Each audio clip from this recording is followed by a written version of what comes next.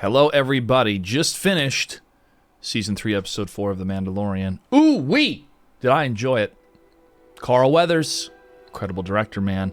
The action sequences had me at the edge of my seat. This is a quick review, thoughts on The Mandalorian as a whole in this season. I am starting to really like where the show is taking place and taking shape with the Mandalorians. In the first episode, I thought, why are they on a place where it's super dangerous and these creatures are attacking them? Doesn't sound like it's a fun place for kids. But two factors. One, they have to hide and be in a place that nobody else wants to be. So surrounded by dangerous creatures is an option. Two, they're training, son. And what I liked about the armorer's discussion with Grogu, it was kind of a one-sided conversation, but Grogu's starting to make some sounds, that it's the refiner's fire. They're being forged. The trials, the difficulties is what's going to hone them to be better, especially as warriors. And they were wiped out. Planet gone. Their myths broken. And so trying to walk the path of the Mandalore, coming back to their old ways, is at least trying to bring solace and fortitude to these characters. And I felt that more in this episode than in the first episode. It felt kind of incomplete. The experiences that we're having outside of Mando's main story, in particular with Dr. Pershing in the previous episode, you knew where it was going to go.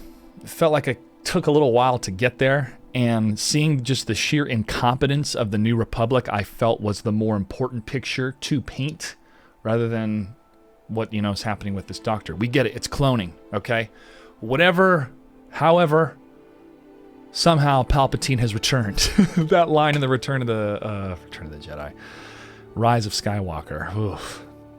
Woof. I feel so bad for the actors. Daisy Ridley, John Boyega, and Oscar Isaac.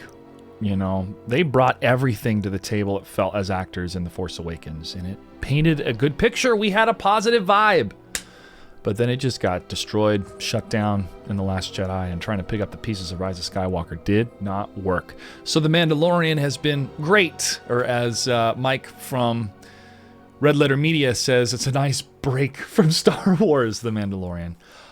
After going through this episode and the really great action sequences, especially with the setup of Grogu going through, spoilers by the way, everybody, but Grogu going through his PTSD, that vision of what happened back at the Jedi Temple, and who comes to rescue him. There was some rumors that it was going to be Jar Jar Binks, and I thought it would be nice to have a redemption for that character, because now after time has gone by, and I feel with the power of memes, we're enjoying the prequels more with this kind of nostalgia quirkiness. But the magic, there still was a magic with the prequels. Just the story needed some work with the script, and the dialogue needed some work, and maybe some different directors coming in would have helped. But there's still a cohesive magic to the prequels that you just don't feel in the sequel series. But you have parts and pieces that really work. In The Mandalorian, it feels like they're trying to connect those parts and pieces together. But what I find more captivating than what happens later with the New Order is to see Grogu, who is now being trained by fellow Mandalorians and went through training with Luke Skywalker, which we were told by Jon Favreau in interviews was for 2 years, even though we really didn't feel it in the show with that bridge of Book of Boba Fett, which that needed some more work on the script as well. Let's be honest, okay? Let's be real. The magic of Star Wars, especially with the deep-rooted history of the Mandalorians and the Jedi, we're talking about when Star Wars was great. I'm talking about Knights of the Old Republic, okay? One of the best written storylines for almost anything. Not just a video game, not just Star Wars, but what a twist. What great characters, and especially one of them is from Mandalore. And the way that he talks about Mandalore, and the way that he acts as a warrior, and how they can go toe-to-toe with the Jedi. That's the most beautiful part about the Mandalorians, is that the Jedi can be conquered. They can be stood up against, and that's with these brave warriors. Anyways, I'm starting to feel that with this group, and that they really take seriously what it's going to take to fight against this future threat or evil or current evil. I mean, we saw Moff Gideon, and that was crazy. So the action sequences reminded me of when Mando went up against the TIE Fighter back in Season 1. And the time that we're spending with Grogu is really, in my opinion, starting to build this sense of wonder and awe of seeing two different philosophies, the Jedi and the Mandalorians, becoming one with Grogu, and how that is the new generation. That is the healing of Star Wars. That is the combination of both the light side and the dark side, which is what I was looking forward to in the sequels, is Luke realizing that the Jedi were bad.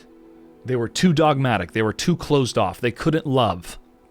And not being able to love led to the downfall of his father, Anakin Skywalker.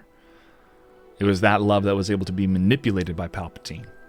And, you know, those greatest of joys can be used into the greatest of evils. And there are just a lot of great messages within that heart of this story that's so profound to me. I mean, Star Wars to me is about, you know, it's about family. But it's about going so against the odds. So up against almost insurmountable evil. But you saddle up and go anyways. And I love what Luke Skywalker says at the end of Return of the Jedi, when he's telling Palpatine, you know, I'm not going to kill my father. I'm a Jedi like my father before me. Throws a lightsaber. And then that's when Palpatine knows Luke is not going to change. He's not going to change. And so Palpatine's going to electrocute him to death. And the only person, probably in the room, probably in all of Death Star 2.0, maybe in the whole galaxy, that could have stopped the Emperor was someone that was half man and half machine. Because he could absorb the electricity, even though it was going to kill him, he could absorb it because he wasn't all man like Luke was. I mean, look how debilitated Luke was when Palpatine shocked him. And Vader was just like, nope, picked him up. Palpatine was trying to hit him from reverse with the reverse angle, but nope, couldn't do it. And he threw him down that shaft. The only person that was more machine than man could do it. I mean, I find that to be one of the greatest stories ever, you know. And there's so many layers to Star Wars that I really love. And I think that's where a lot of people's frustration is right now. Okay, I'm going to give some tough love, some critique here to The Mandalorian and to everybody at Lucasfilm. You all need to get better with the scripts. Your writers are not doing justice. And John, Mr. Jon Favreau, you're my hero. But I think you need another pass on the scripts. These episodes are too short, they're not giving enough character depth, and they're not allowing us as an audience to digest some of the deeper elements. I'll give you one specific example in today's episode, and I'll close off with this. When they all pair off to take off their helmets to eat, I thought it would have been a beautiful... I got one more point after this, actually. I thought it would have been a beautiful moment if the episode could take its time and go to each one of the war party, and you get to see their face. And, you know, maybe it's Jon Favreau that is... I think Previs is his name. But to see the humanity behind the Creed. Because we've seen so many helmets with this group that it would be nice to see some faces. And that's it. It's an intimate moment. You feel that intimacy with those characters. They don't have to say anything. They can just eat. See how they eat differently, you know, 10 seconds each shot, but then helmets come back on and then they go to sleep, right? I mean, that would have just been cool. It would have taken some time with the characters. And I feel that we're moving so fast to so many different places and even cutting away to a different storyline that we're not able to digest more time with these characters so we can really feel the struggle. Grogu, we are spending more time with. Love the elements of the dark game with Grogu. I thought that was great. And I let a little nod of Mando saying, I didn't teach him that. You know, I was referring to Luke Skywalker. And again, the two philosophies coming together to create something new. That's what we want. That's what I thought Kylo Ren was going to do at the end of The Last Jedi, which I don't like that movie. But he was, you know, telling Rey, let's get rid of it all. Let's burn it all and start something new. And it would have been neat if Rey joined him. And that was the cutoff of the movie. It would have been like, oh, wow. We're going to evolve past the Jedi and the Sith. We're going to create something new. Nostalgia bait is strong, everyone. It's strong. Okay. Final point I'd like to make, Ahmad Best. You know, I can empathize and try to put myself in the shoes of a man who was so excited to be part of Star Wars, who wouldn't be, creating this character, it's more for the kids, and just being lampooned and having a lot of rough experiences. And he was on that game show, which was cool that he's still associated with the brand, and he was honest about some of the things that he went through, for sure. So to see him, spoilers, to see him and do work, son, double lightsaber, blue and green, and to save Grogu and to do a great job. He looks the part, he's acting the part. You can tell that it's dread, but he's focused. Like, it's that perfect blend of fear and focus within his acting, within his face. And I thought Ahmad Best just crushed it. And I started to get a little emotional because I felt like, man, out of all the tough stuff that you've had to endure by just trying to bring some joy into people's lives, and yeah, it's unfortunate that you played a character that a lot of people didn't like, and writing that a lot of people have lampooned over the years and made careers of. I still love you, Red Letter Media. I've watched those episodes so many times about the prequels. This was a beautiful, in a way, moment of healing, of being like, hey man, we're sorry you went through this, but guess what? We got you. You're the guy that rescues Grogu. That's some pretty great stuff, folks. That's some pretty optimistic, heartfelt stuff. So I'm so glad that it's Ahmad Best, and I'm so happy that he wrecked some fools and that he's still alive. We don't know what's going to happen next with Grogu, but we do know, eventually he makes it over to the bad guys. But yeah, definitely a really amazing moment.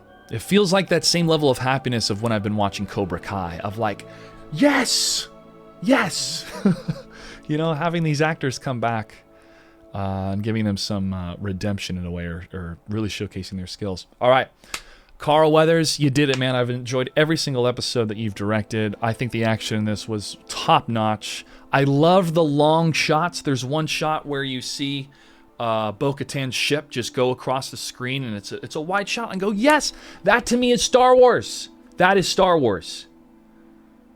And these big creatures that they're going up against, it's a dangerous place. But another element that I really loved is that they took care of those babies. The mom is dead, so they're going to take care of the babies, and they're going to train them, and then they can fly on top of them probably, which would be pretty great.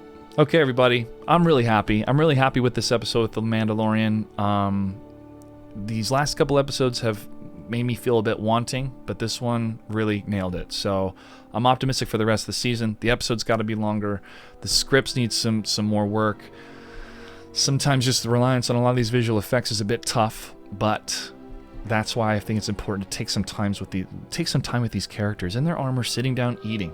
Just having those beats. I think that's what Andor did very, very well. All right, I'd love to hear your thoughts in the comments below. And if you'd like me to talk about next week's episode, that'd be fun as well. Okay, everybody. I'm live playing Hogwarts Legacy right now. It's Wednesday. I'm live Monday through Friday, 9 a.m. to 2 p.m. So make sure to come check out the live shows. You know what to do. It's YouTube. Like and subscribe. See you later.